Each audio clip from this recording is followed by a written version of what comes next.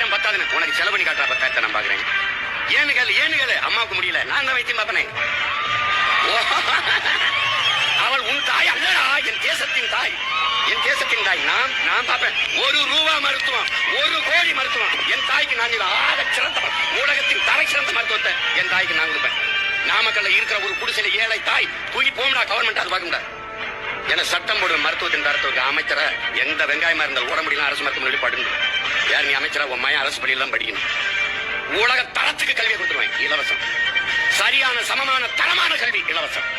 சரியான சமமான தரமான மருத்துவம் இலவசம். ஏன்னா அறிவை வளர்க்கும் கல்வி உயிரை காக்கும் மருத்துவம் வியாபாரம் இல்ல. தனியார் முதலாளி வச்சிருக்கான பள்ளிக்கூடம், அவன் வச்சிருக்கான மருத்துவமனை, போட்டிடா எனக்கு அவனுக்கு சண்டடா. 8 கோடி மக்களால் நிறுவப்பட்ட அரசு தர முடியாததை ஒரு தனியார் முதலாளி தந்து விடுவான் என்றால் அரசு எதுக்காது? எதுக்கு அரசு?